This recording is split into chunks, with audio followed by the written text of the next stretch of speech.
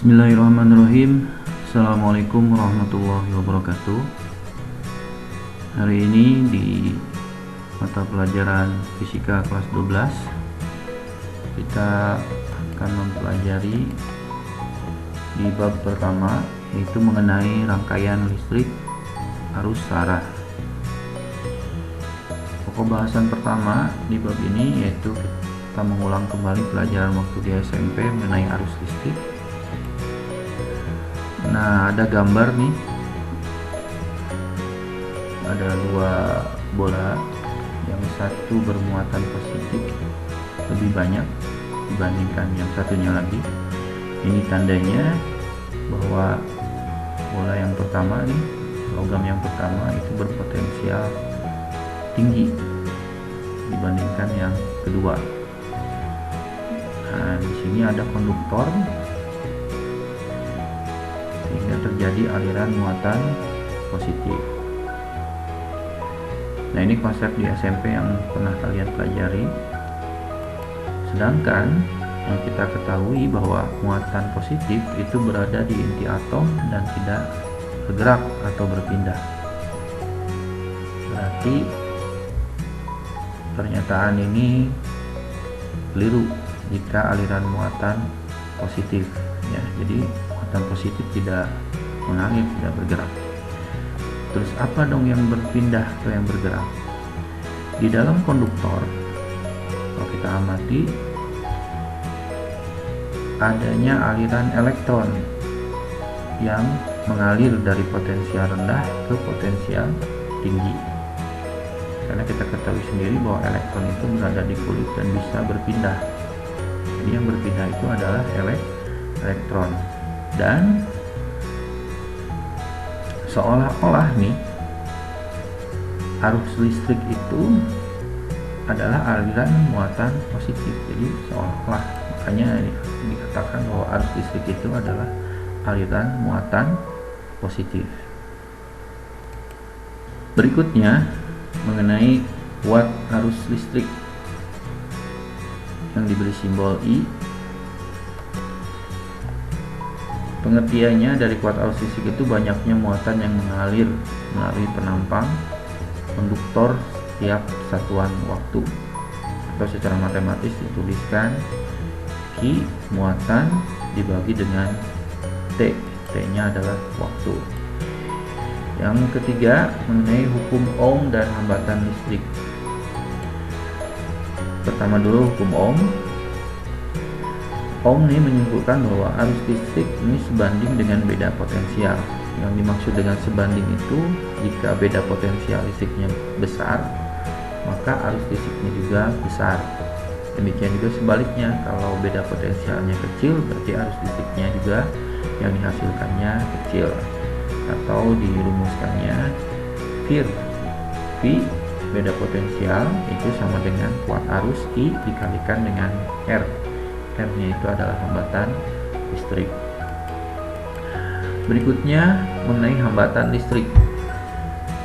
Hambatan listrik kalau dianalogikan seperti pada saat kita melakukan perjalanan di jalan tol. Kalau misalnya jalan tolnya itu sepi, berarti semakin cepat kita bisa bergerak. Kalau jalan tolnya itu luas, kita juga bisa leluasa bergerak. Nah, dari sini kita dapat menyimpulkan bahwa kuat arus listrik itu dipengaruhi oleh panjang penghantarnya, panjang konduktornya. L dipengaruhi oleh A, itu luas penampang konduktornya, dan dipengaruhi oleh ρ-nya, yaitu hambatan jenis konduktornya. Jadi kalau berdasarkan rumus ini, bahwa R hambatan listrik itu akan semakin besar jika ρ dan L-nya, hambatan jenis dan panjang konduktornya, besar juga. Dan berbanding terbalik dengan luas penampang. Berarti ketika hambatan listriknya besar, itu si luas penampangnya kecil.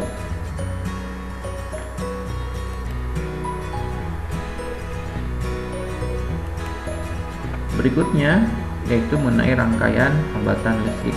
Seperti halnya yang sudah kalian pelajari waktu di SMP, ada dua jenis rangkaian hambatan listrik. Yang pertama seri atau berderet seperti berikut gambarnya. Jadi ada 3 buah hambatan di sini pada gambar R1, R2, R3 yang tersusun berderet atau seri. Nah, jika hambatan listrik ini disusun secara berderet atau seri seperti begini, ini sebagai rangkaian pembagi tegangan.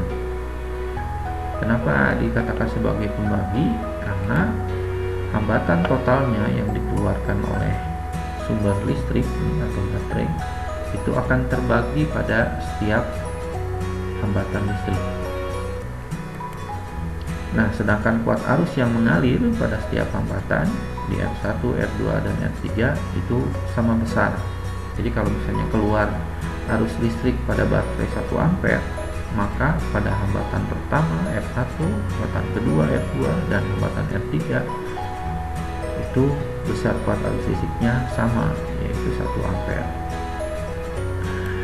Maka hambatan totalnya tinggal dijumlahkan aja secara biasa, berarti R1 tambah R2 tambah R3. Jadi kalau misalnya R1 nya 2 ohm, R2 nya 3 ohm, R3 nya 5 ohm, berarti tinggal dijumlahkan aja 2 tambah 3 tambah 5, berarti totalnya semuanya hambatannya 10 ohm. Berarti kalau dihubungkan secara seri, hambatan listrik totalnya menjadi lebih besar. Nah, berikutnya bagaimana jika rangkaian hambatan listriknya disusun secara paralel atau bercabang. Nah, seperti begini gambarnya. Jadi hambatan 1, hambatan 2, dan hambatan 3 nih, ini tersusun paralel atau bercabang.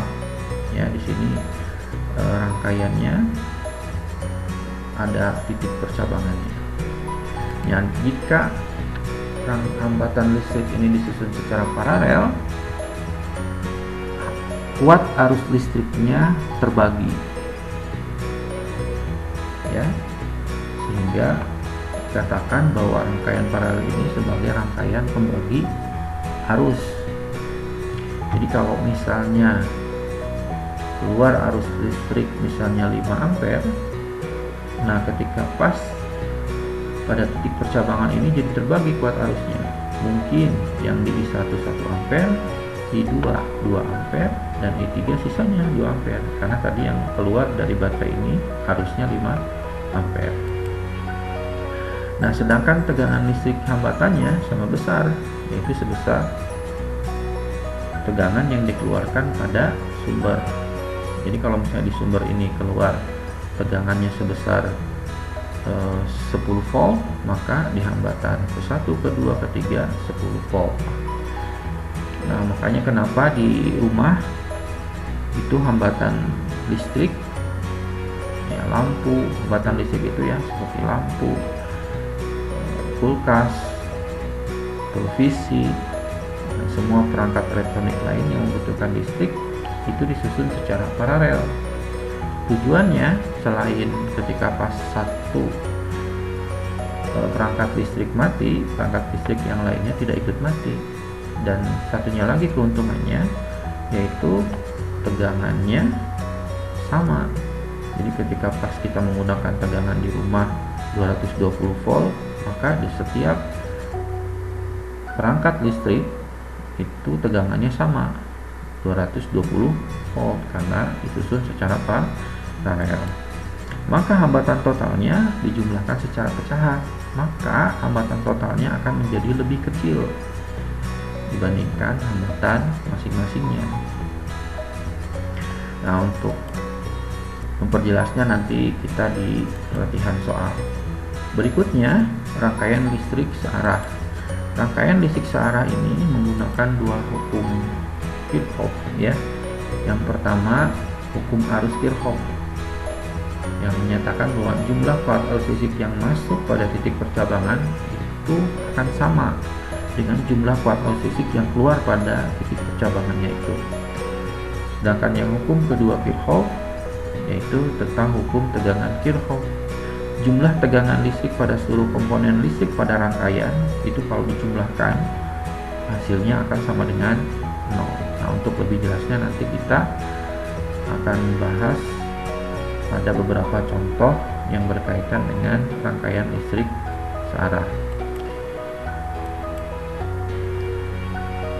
Terima kasih untuk pertemuan sekarang. Assalamualaikum warahmatullahi wabarakatuh.